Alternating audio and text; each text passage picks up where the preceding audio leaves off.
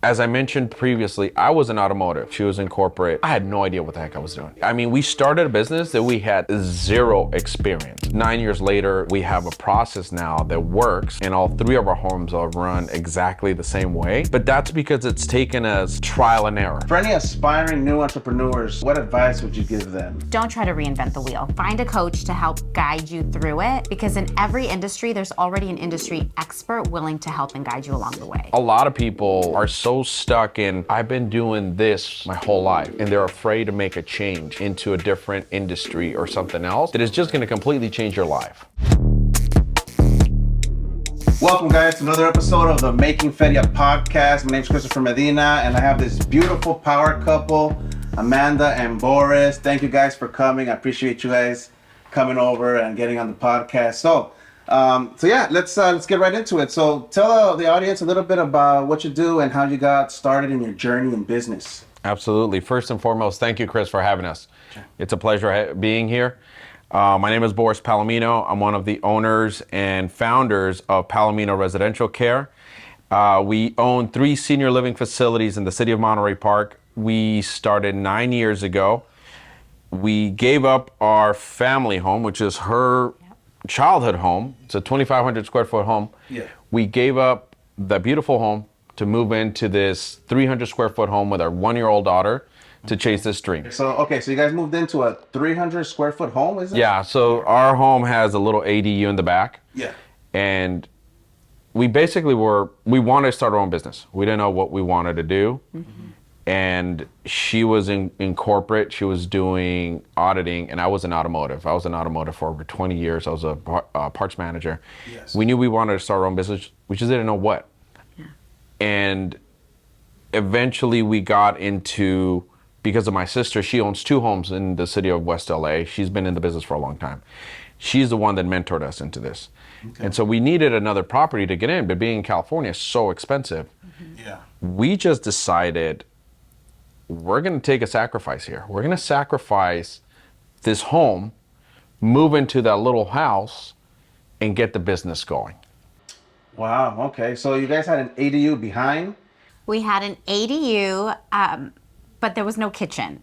No kitchen. So this was an ADU before ADUs even existed. Yeah. And our daughter was only a year old when we moved into that room. So it was 300 square foot with a restroom. We still use the main house for our kitchen space. Okay.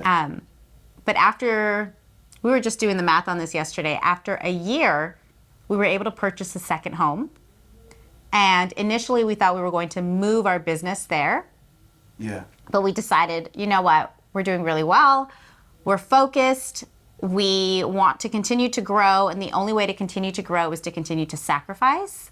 Yes. Because that's the only way you can actually make it, is like putting in that sweat equity, right? Yeah. So we continue to live in that ADU situation for a total of 5 years, actually. Wow, okay. Purchased the second home a year later, opened up another care facility. We now own 3 care facilities, no longer living in the ADU. Awesome.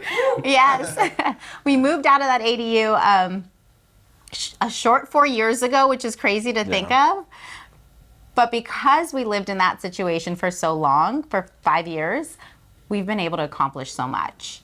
And since then, we now started a coaching program teaching people how to open their own care facilities without the sacrifice that we had to make. Wow, that's amazing. Yeah. That's amazing. So you were in this ADU and then you were using the front house for the business. Correct. Right. Okay. Right. Cool. Yeah, and one curveball you forgot to mention. Yeah. When we opened up our second facility in 2017, well, prior to that, when we closed escrow in 2016 on that property, we found out she was pregnant with our son. Okay. Wow. Yeah. The day after we closed escrow, we had that like, oh shit, here we go, opening another location. Well, our family is growing. Yeah. Yeah, it's been a whirlwind. And that was a heck of a project. We unfortunately dealt with a contractor that wasn't the best. We lost a lot of money with a contractor. Yeah. And so this project took over a year to finish. Yeah. And there was a lot of struggles between her and I where I didn't think it was a good idea. She kept pushing forward. One thing about her, she's very stubborn. Yeah. And she doesn't give up. She doesn't take no for an answer. So that was her baby. And we pushed on, and I'm glad that she continued to fight for it, because that opened up so many more doors to what we're doing now. And so fast forward to 2017, we're opening this facility, we're staffing the facility, and here's my month-old son that we have to care for at the same time. Was this in the ADU still or after? Oh, it's still the ADU. Still the ADU. So now it's 4 of us in this ADU with 2 dogs. Okay, that's amazing. So, wow, that's a lot to go through. But yeah, you got to sacrifice in business. That's just the way it is. So, just a question that comes off the top of my head. So, you guys are a power couple. How long have you guys been married? How did you guys get to know each other? How did you guys meet? Want to take that one? How did we meet? I'll do that one. And how important is it to have that correct person for business? Oh, so important. So Boris and I have been married for 16 years now. Yeah. And we have 2 kids, ages 7 and 10. My daughter just turned 10 yesterday. Yeah. And we met, I was only 19 years old when we met. Boris will share the story about how we met. But it's so important to be on the same page. And that's one thing that I always say is, like, when you're I would hate to date now. I really would. I feel bad. No, it's hard. It is, right? Single here now. It's tough, but give him a call. But, I always say this. It's so important to have the same goals and dreams in life and to lay it all out on the table first. I used to listen to Dr. Laura as a teenager. I don't know if you've ever heard of her, but she's this radio personality. Yeah. And you would call her up and she would just give you straight dating advice. And I think she's on XM radio now. Yeah. Wow. But she was so good at sharing this type of advice, because she would say, never live with somebody before you're married. When you do get married, make sure your religions line up, because it causes a lot of rift. Yeah. And I grew up in a situation like that where it did cause a lot of rift in the family. And then your finances, make sure, so bank accounts together, same goals and dreams, same religion. So basically your foundation, it's got to be a solid foundation. Same core values. Same core values, all of it. Same dreams. What is it that, what accomplishments do you want in life? Yeah. Is it the nice Ferrari and the trips and stuff, or is it is it a different path, right? Just make sure you both align in whatever that is. Gotcha. So you guys met at 18? I was 19. No, that's where it gets funny. All right, you ready for this? Ready for this one? Yeah. So she was 19. Yeah. So I was already out of college. I was going to go with a couple of my friends. A friend of ours, yeah, she was she was in a sorority, and she asked us to come in and support her sorority party. I'm like, yeah, we'll go for a little bit. We'll support. We'll hang out. It's actually right here in Vernon, right next to where the Farmer John factory is. Farmer John, yep. Yeah. Wonderful, wonderful area where you would never expect to have a club. Industrial. It smells wonderful. I'm being very sarcastic right here. Yeah. It's a terrible area for a club. Yeah. So that's where the party was. So we walk in, we're just going to have one drink and leave. Well, one of my friends gets pretty inebriated, and he comes back with these 2 girls, and he's like, "Look, man, I found the Amandas." And I'm like, "Oh boy, we're not leaving anytime soon." And I saw her, and I'm like, "Oh, damn, she's hot." Yeah. So the rest of the night, we hung out with, her roommate was also called Amanda. Yeah. Her name was Amanda. So we spent the rest of the evening just hanging out with the Amandas. Okay. This is where it gets funny. Yeah. I had a flip phone. Remember the old Razors? Yeah. So I'm like, let me get your number. And she gives me her number. I flip it over and I said, "Is this it?" And she goes, "Yeah, that's it." Oh, okay, cool. Very next day, I'm driving to Vegas, and I'm like, I'm pretty stoked that I got this chick's number, right? You should have confirmed it was correct. Now you know where it's going. That's it. Keep it going. So normally I had, did you ever have the 3-day rule? You don't call until 3 days after. It was a stupid thing, I mean, I follow up pretty quick now. I didn't. Yeah. So, but for some reason I was really stoked about this one, right? Yeah. And so I checked the phone and I'm like, there's a number missing. Oh. And so I end up going to Vegas. I sit at the sports book of the MGM. Yeah. And I'm like, there's one number missing somewhere here. And then I remember there's a one, like the one button didn't work on my phone. No way. Talk about being a brokey. My phone didn't work. No way. And I'm like, there's a one missing somewhere. And sure enough, one of the, I don't know how many numbers I called, she answers. One of them did. That is some crazy chances. I answered, and I mean, he didn't even have to tell the story. I already knew, because the part that was missing was that when he showed me his phone, Yeah. I knew there was a missing digit. Okay. So I knew that he wasn't going to be able to call me, but he did. Oh, he figured it out. So the promoter, it was his birthday that day. Yeah. She was dating the guy. And she ended up hanging out the whole night with me. Okay. Oh. I felt bad because I was supposed to be there with somebody else, and here I am giving my phone number to Boris. And so when he shows me his phone and He there's was a a missing, loser. it doesn't matter. I still felt bad. I'm a nice person. I'm a nice person, and so when I realized that the digit was missing, I kind of figured, okay, well, there's that. But when he called me, and he didn't even have to share the whole story of dialing a bunch of different phone numbers, I just knew. Camarón que se duerme, se lo lleva la corriente. Sweet. Awesome. Cool. That's a great story. Amazing story. So what are I know you had some challenges, but what are the main challenges you had during your first year in business? I know you guys were in the ADU with the whole fam bam. Yeah. But what else? What else came up in business? So I actually kept my full-time job for 2 full years before quitting and running the business full-time. Boris was the first one to quit. We did that because I had better health insurance at the time. Yeah. And I was like, I have a family. I have to keep my full-time job. I didn't tell a single person at work. Till this day, unless they find me now, Yeah. this is how they're finding out. Okay. So that was probably the hardest challenge, is that I wasn't fully involved as much as you were. And you had to be a caregiver those first 2 years. So any days off, like Boris and I, we were in there. If I asked my staff to do something, it's because I was also willing to do it as well.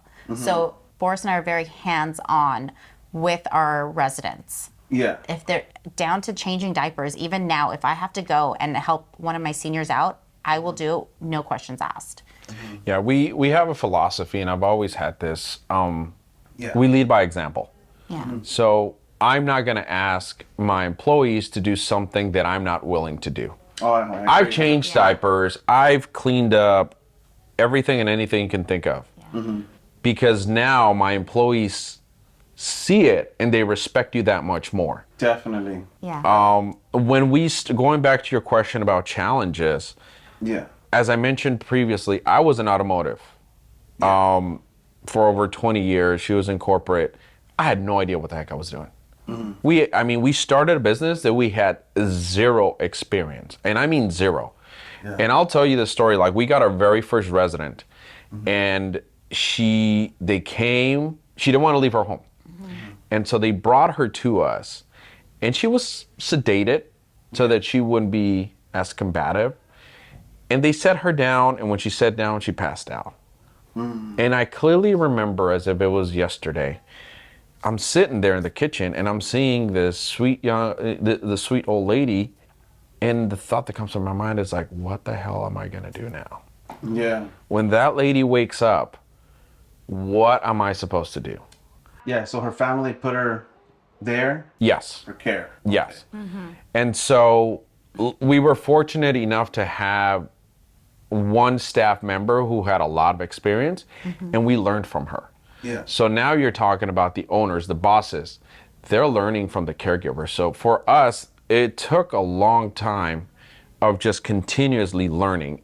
We also were working with my sister, who was our mentor. Yeah. So there was a lot of bumps and bruises along the way. Yeah. And even with all of that, we still push forward to open up number 2 and number 3. 9 years later, we have a process now that works, and all 3 of our homes are run exactly the same way. Yeah. But that's because it's taken us a long time, trial and error, how to develop things. But the first year, I would say, is just learning the business. Yeah. And a lot of people are so stuck in, I've been doing this my whole life, and they're afraid to make a change into a different industry or something else that is just going to completely change your life. Yeah. Yeah. No, I agree 100%. Yeah. So some key points here, definitely roll up your sleeves. When you have employees, you want to, when you're telling them what to do, you would do it too, right? Like you said. So yeah, so that's great. That's great. So you said you started a business that you had no idea what you were getting into. So what made you commit to that? We didn't want to work for someone else the rest of our lives. Yeah. We always wanted to make our own schedule. We were starting a family. We wanted to be fully present with the kids. I'll tell you what we're doing now. We are not only 100% involved in our business and everything that we have going on business-wise, but it's really for our family. Yeah. We wanted to be at school events with our kids. Boris is the head of the Dad's Club for our kids' school. I run the gala. I'm a co-chair on the gala for our kids' school. We are very involved in volunteer work with our kids' school. They see us on campus and their face lights up. They see us sponsoring events and they're like, I saw our banner at school today, and they're so excited and proud. We're doing this for our children. That's amazing, yeah. And not only that, the industry that we're in, and I'm sure you see it too because you're in the same, you help seniors with hearing aids. Correct. It's such a feel-good business knowing that you're helping and giving back. Right? No, yeah, definitely. When I put some hearing aids on and I see their face light up, they're like, I can hear? Well, I can hear, I can talk. And that experience of them being so grateful for your service is makes it totally worth it. And for us, we're not doing anything out of the norm. We're just going on with our days as if it was nothing.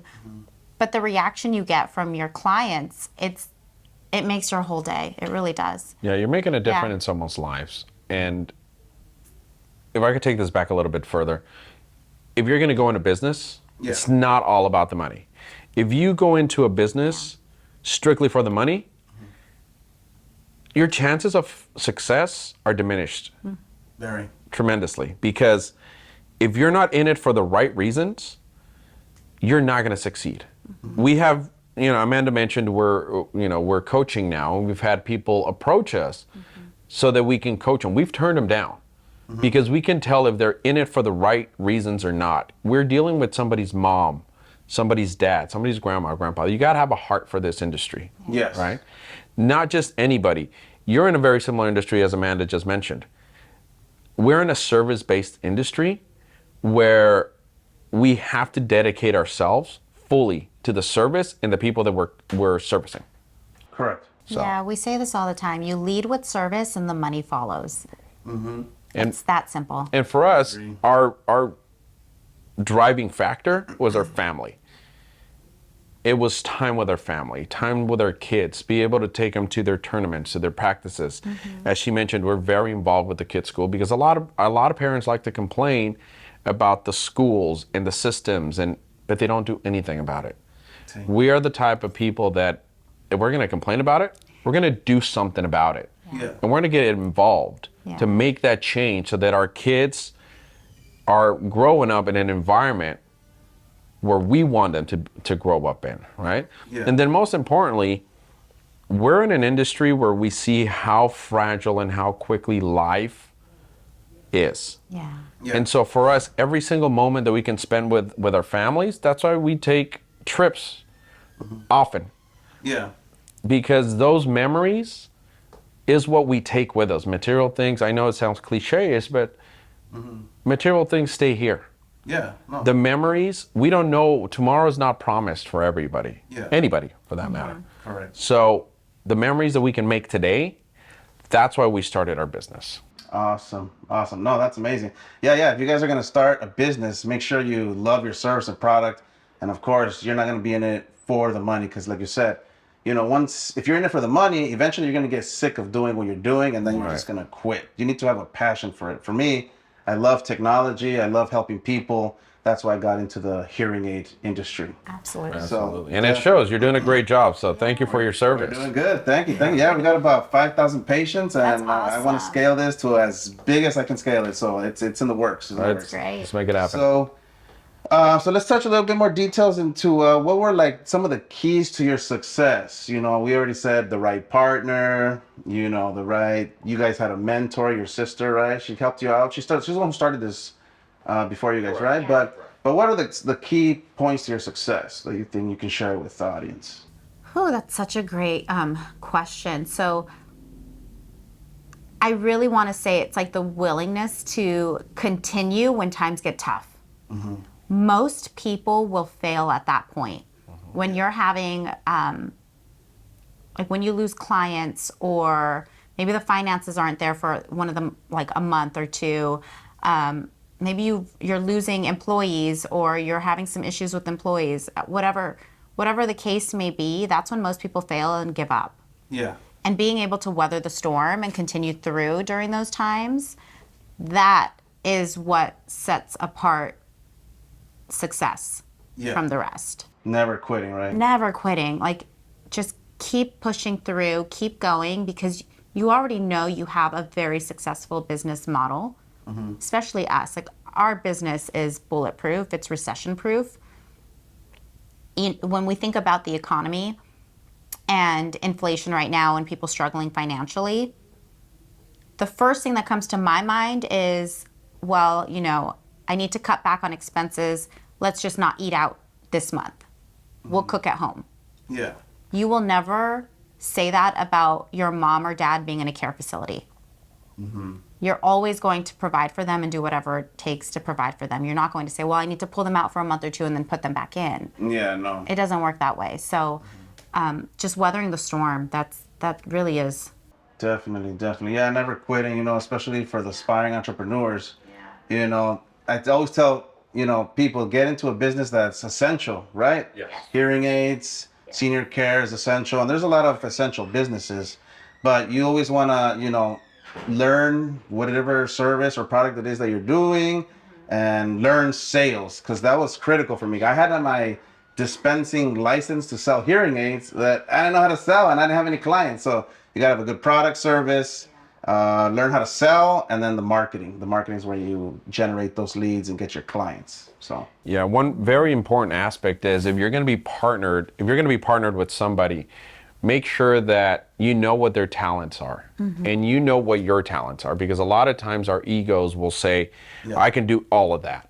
yes, And in reality, you need to check your ego and say, no, I suck at that. I'm really good at this. So she's got tasks and duties that she's very good at. yes, And there's some that I'm very good at. So you're talking about sales. yes. She cannot sell an ice cold water on a 105-degree day. I couldn't. You know? I couldn't. I would be like, do you just want it? I'll give it to you because I feel bad for you. And I'm the nice person. I couldn't sell. Well, I'm still nice, but being in automotive, I was around a lot of mentors who helped me shape my marketing and my sales skills. Yeah, And so I'm what you would say I can sell an ice to an Eskimo. yeah, And there's things that she's able to do that there's no way in hell I'd be able to do. yeah. And so when you're looking for your partner, make sure that you pick the right partner so that your business can continue to grow and scale and use each other as support. Yeah. There's times where we'll fight and we'll have conflict, Yeah. but there's a common goal, Yeah. right? So that is extremely important in business. Definitely. Make sure that your partner is on the same page with differences, if that makes sense. Yeah, no, definitely. And then there's also a good book and test. I think it's called Rocket Fuel. Yeah. Yes. So that you could take that free test and it kind of narrows down whether if you're a visionary or a more operational person. So like you said, it's super important to know what you're good at. And then the other positions, whether if it's your partner or employees, you can hire out those positions, right? Because Exactly. I hate operations, to be honest. Like I'm the visionary. I'm like, oh yeah, I can make money with real estate. Oh, hearing aids. Oh, social media marketing and this. But you know, I hire the team to help me do what I'm not good at. So Yes. Right. delegate those tasks. I mean, Yeah. sometimes you might have to roll up your sleeves and do what you got to do, but eventually you want to delegate whatever you know you're not really good at. So Absolutely. awesome, cool. So we talked a little bit about mentorship. Any other comments or suggestions, or how did you guys get started with mentorship?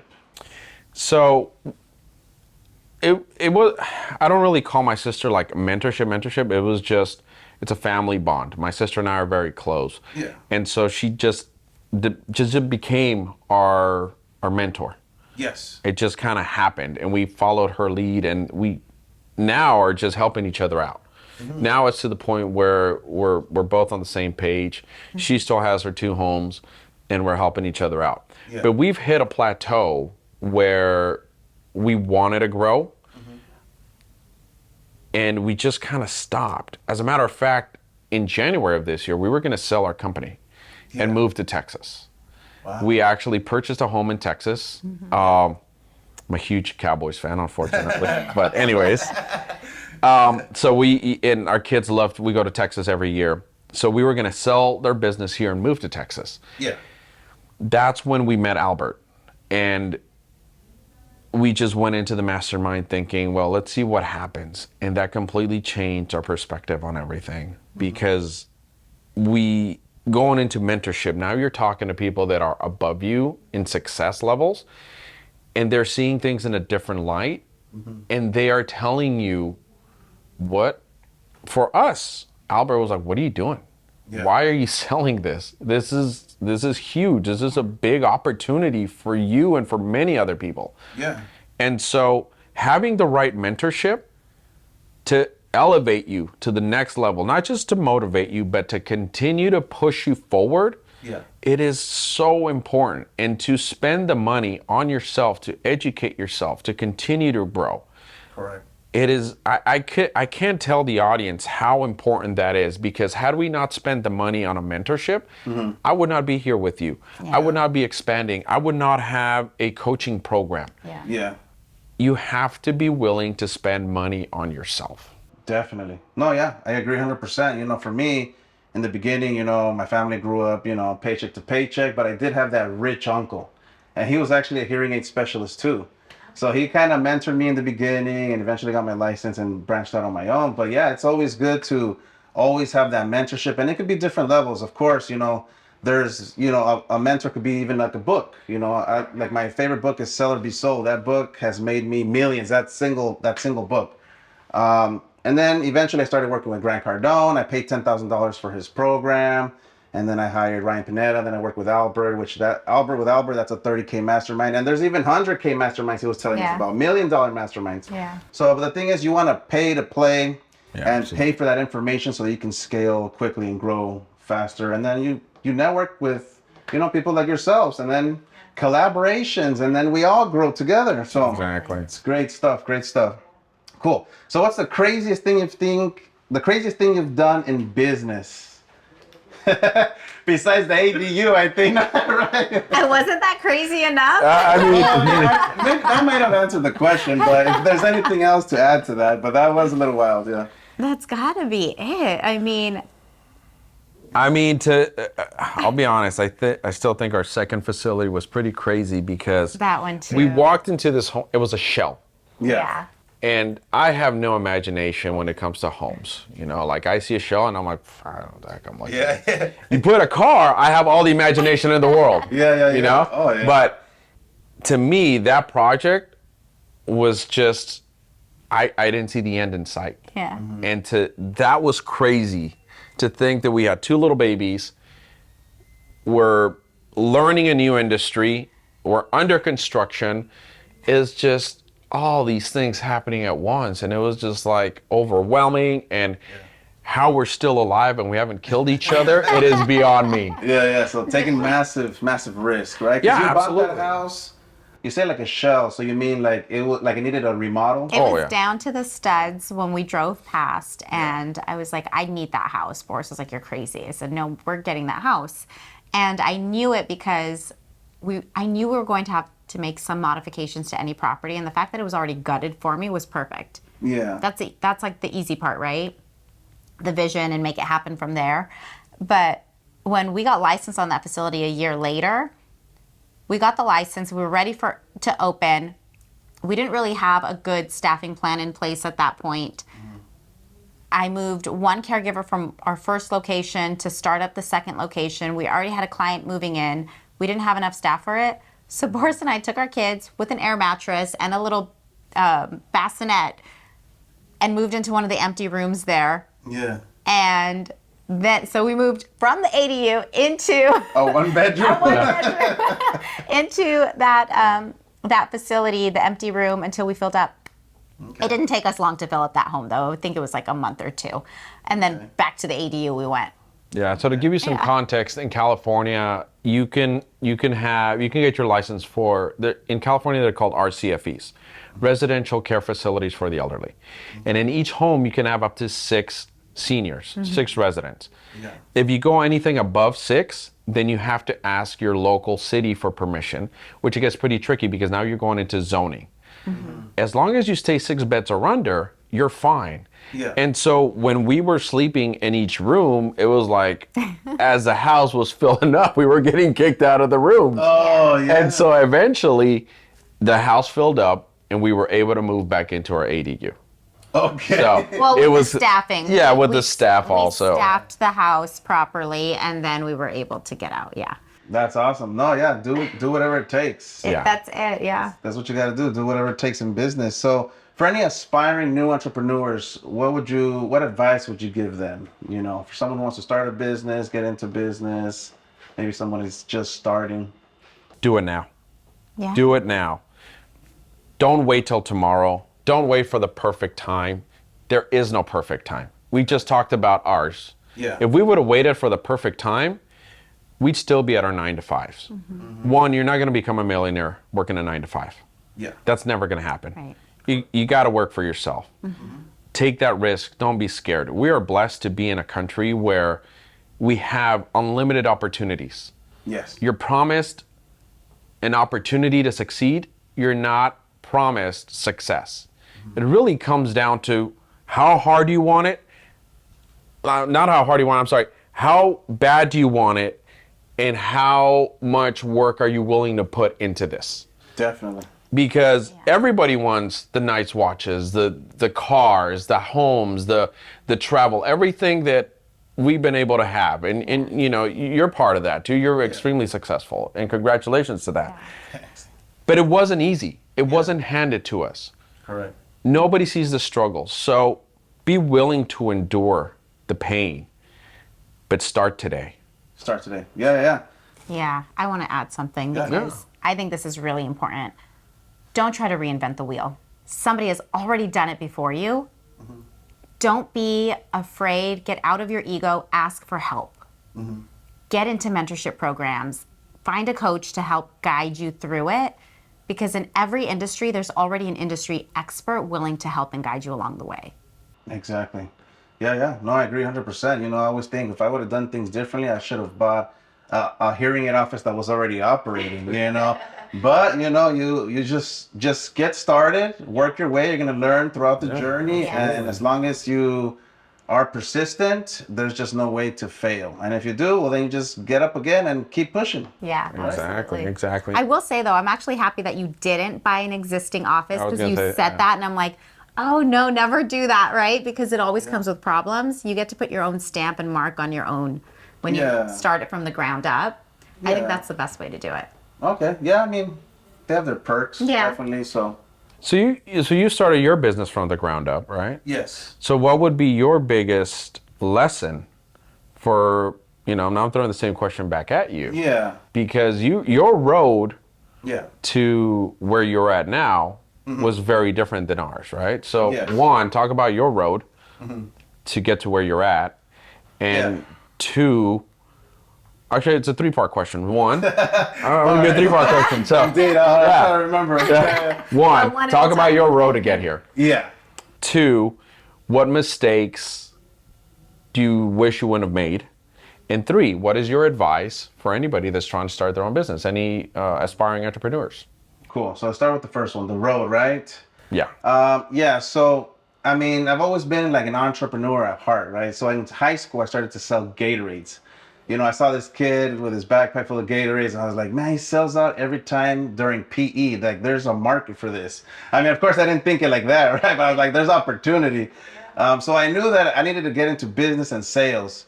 And then, like I said, I had that rich uncle. So I was like, you know what? He's the only one I know. I need to seek mentorship again with the mentorship, right? So I started talking to him, started hanging out with him more. And eventually, he offered me the opportunity to go work for him.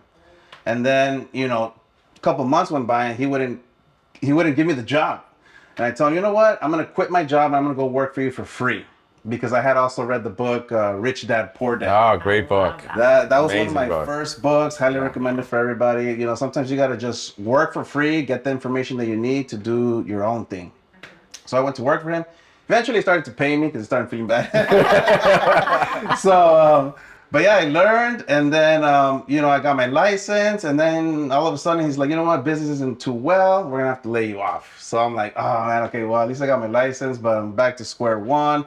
I had about 10 grand saved up, so I saved up some money, and again, I just committed. I burned the boats. I was like, you know what, I'm just gonna make this happen no matter what. I mean, I didn't really know a lot about business or anything. I just worked with my uncle, kind of grabbed the experiences that I've had with him and applied them to my new business.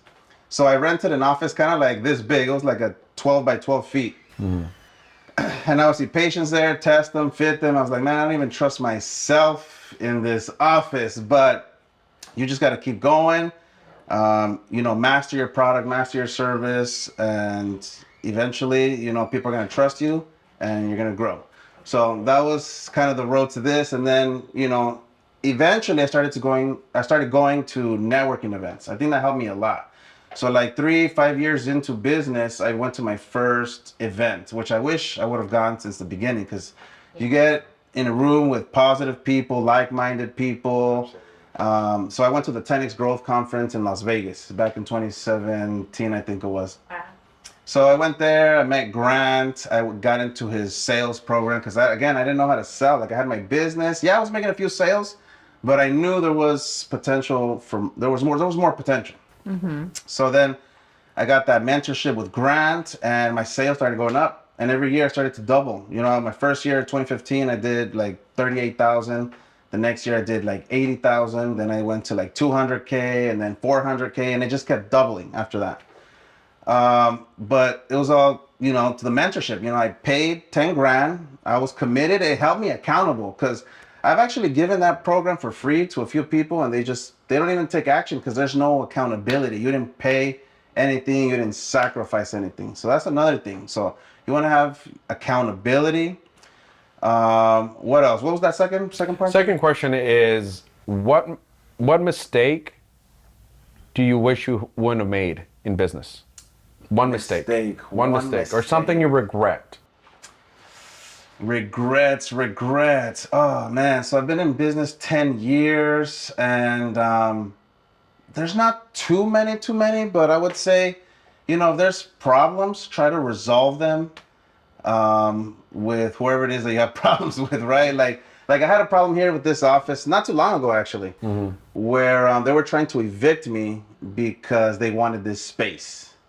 So back in 2020, this is my second location, actually. So I opened this one in the middle of the pandemic, and I was kind of bored, and I was like, you know what, I'm gonna open a second office, which is pretty nuts. That's how kind of the entrepreneurs think, right? So, but yeah, I hired a contractor. I thought he was gonna pull permits, build it out perfectly, whatever. I spent like 100K to build this office because it was just an open space. And then a couple years later, the landlord sold it. The new landlords came in, and they were taking rent. Everything was good, but eventually they wanted this space. So then they offered me to move to the other side of the plaza. I kind of was like, you know what? No, I don't really like that plaza. It's not the same traffic. I'm in the middle of the 99 and the Rite Aid, and I'm like dead center. And there's like a lot of walking traffic. So they were trying to find loopholes to get me out. So then they're like, well, let me see the permits. I was like, all right, well, contact the contractor. I don't know anything about permits, because I had delegated that whole thing, right? Yeah, I mean, we could have came to an agreement, but eventually we went to court and yada yada. I pulled the permits. Eventually, it was kind of costly, but it could have probably been resolved a little different. So maybe just resolve your problems. Always think logically. Put your emotions aside when it comes to business, and just try to do what's best for your business and yourself and your employees and your family. Absolutely. Right? And then what was that third section? Well, the third question, actually, I'm going to change it a little bit. Sure. I'm going to change it. our audience is predominantly Hispanic Latinos, Correct. right? Yeah. So I want to gear my question towards that because unfortunately, Latinos don't help each other. Yeah. We are known to be the crabs in the bucket. When one's getting out, the other ones pull them in, right? Yeah. There's a lot of races and cultures that come to America and they don't know each other. So she's half Lebanese. She's half Mexican, half Lebanese. Okay. Yeah. And the Lebanese people help each other. Yeah. They call each other uncles and cousins. They don't know each other, but they help each other. And they build businesses together. Yeah. Us as Latinos, we don't do that. And we need to do that. Yeah. Because if we did that and we work together, the sky's the limit. Yeah. So talk a little bit about that. What's your thoughts on that? Yeah, no, I definitely agree that we should be helping each other because even like when I got my hearing aid license, like I told my uncle, like, let's partner up and do an office, but he just didn't want it. He was seeing me grow at a quick rate and it was just crazy. Like, he's like, you don't want me, he didn't want me to grow. So I had to branch out on my own. But yeah, I feel like we should all come together, help each other out because with collaborations, we all grow together, you know.